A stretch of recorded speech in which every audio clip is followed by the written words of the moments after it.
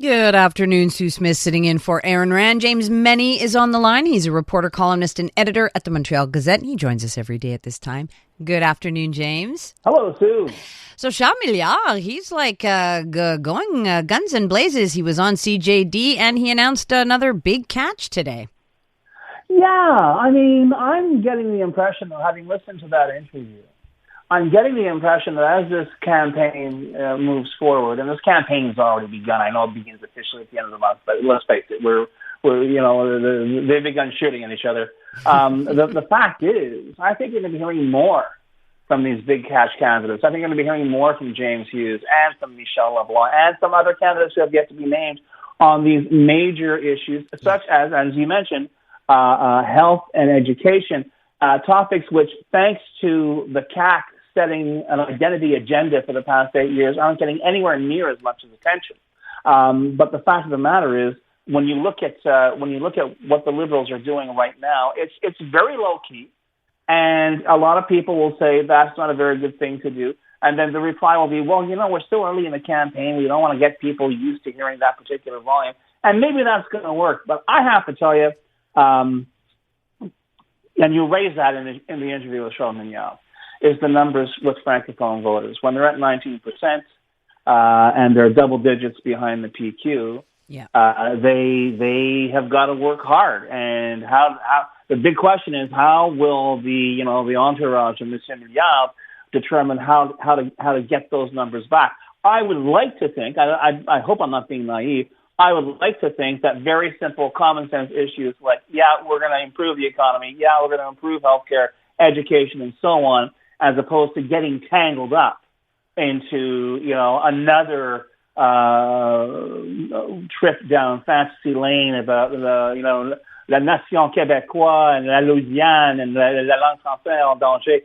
I really think that Quebecers, especially now, have had it with that. But on the other hand, it's interesting to see that even today with the Paul Saint-Pierre Plamondon, the Parti québécois, returning to the campaign trail, the PQ has made it clear their target is the CAQ, and their target is not the CAQ because, they might win. They're not going to win. I've been saying it for now months. The CAQ is done like dinner. They're off the map. Even if they win a few seats, they are no longer a factor.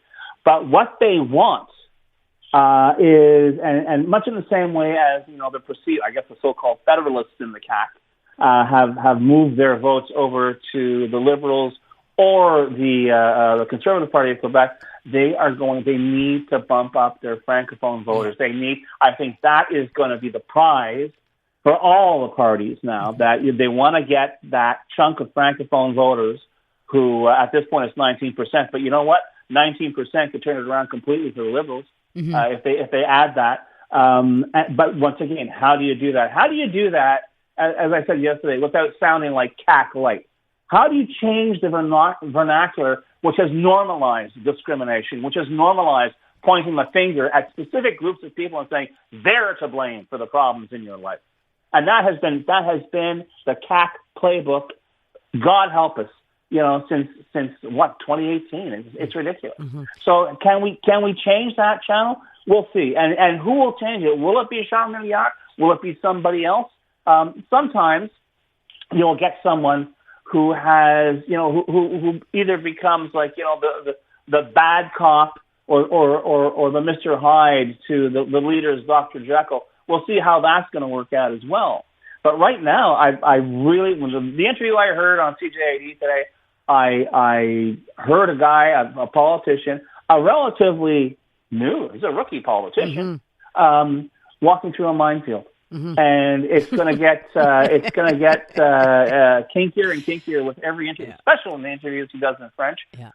Certainly, Quebecers have got the knives out for the Liberals, even by, and I'm very sorry. And for those of you who are wondering, why is he talking about Quebecor? Quebecor is owned and operated and controlled by Pierre-Carl Pelleneau, a former head of the Parti Québécois, who decided the best way to announce the news of the candidacy of Michel LeBlanc, who's a very well-known figure in Quebec. Okay, and as you said, you don't have to be a Liberal fan to say this is a big get for the party. They reported that at the bottom of the story, saying the incumbent in Vaudreuil is leaving. Another problem for Charles Milliard. That's exactly how they did it. And the last three graphs were about Michel Leblanc. So that's something else that Charles Milliard is going to have to deal with. This idea that, and of course, all the PQ trolls will be out there. And if they don't put out, 10 comments a day that include UPAC or well, that's Charbonneau, it. They're an easy target, right? Well, I mean, all the scandals are and those are real. Those are real. But once again, and like I say, anyone who listens to the show knows I'm not a cheerleader for the Quebec Liberal Party. But how long are you going to whip that horse? That's what I want to know. Mm-hmm. And let's face it, the Parti Québécois has not been, how can I put it, the model of political confidence over the decades of its existence either.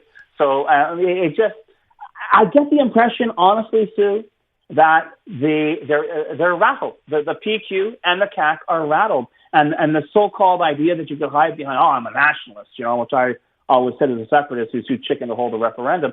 But I really get the impression that perhaps Paul Saint-Pierre Plamondon has been advised, take it easy, don't raise your voice.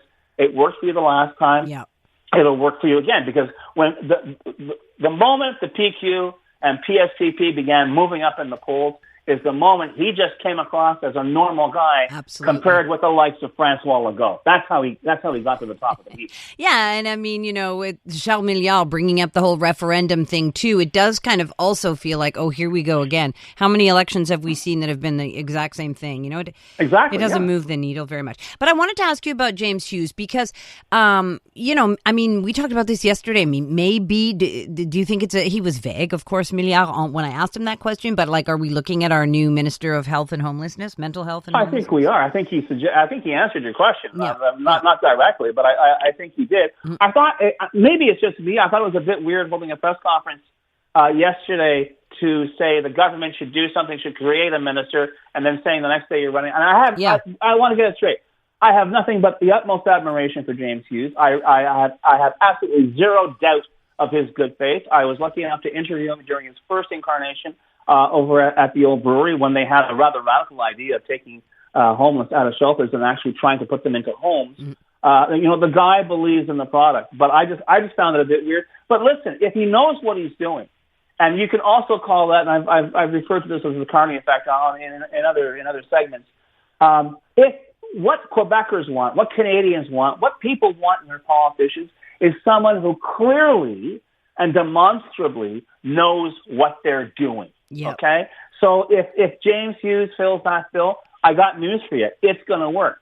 Michel Leblanc fills that bill. It's going to work. Yeah, for finance minister, do you think? I beg your pardon? You think he'll be finance minister? This whole idea, and that's the Frankenstein monster that was created by the CAQ, the super minister, Minister of the Economy, Minister of Investment, Quebec, Minister of Energy, blah, blah, blah, blah, blah. And you know what? Of course, the criticisms are, it's all Montreal, blah, blah, blah. Listen, as I say, Montreal is the economic center of Quebec, like it or not, okay? So I could see him, but he's an economist by training. Does that mean he'll be a good finance minister? They're probably, you know what? I just don't see him there. So I can see him doing all the other stuff in terms of developing investment and so on, really selling the product of a Quebec, which is actually genuine. Mm-hmm. You can't make a lot of money in this place if you stop holding a muzzle to the temple of any investor that in the form of a referendum or the threat of a referendum. Yep. This is something that we've been in handcuffs for 50 years. Yes, decades. And I think it's really time that, and I like to think Quebecers have figured, you know what, ça suffit. Ça suffit. I don't know if you've seen this, but Éric Duhem has his new Oser pour vrai. Yeah, for Dare real. For real. I'm not kidding. I'm not oser pour faux, là. Oser pour vrai, là. Do you imagine how many people got paid the big bucks to come up with that? Hey, listen, and then he turns around and announces, I'm going to cut taxes, and I want the Quebec City region to hold the balance of power. Pour vrai, listen, good luck to him. He's still a factor, but we'll see if that momentum continues once we get down to, how can I put it, we leave the kind of semi-phony war section and get to the real campaigning. Yeah. He's a very well-spoken politician, as far as I'm concerned, Eric James. We've had him on the show a gazillion times. Yeah, he's very articulate. Acquitted himself very, very well. Yeah, agreed. But now, did he lose any fans with his flip-flop on Bill 96? Yeah, probably. But you know what? Listen, I think he's got the math figured out as well. So yeah, I mean, we'll see. We'll see what's going to happen. But I think that right now, the real trick for any politician, I mean, apart from the obvious suspects, any politician who really wants to be lead a majority government is to change this ridiculous vernacular that we've been using for the past 8 years, and to a certain extent years before that, where it's all about identity and you're dithering over how many demographers can dance on the head of a pin while Rome is burning, and that's a little bit ridiculous.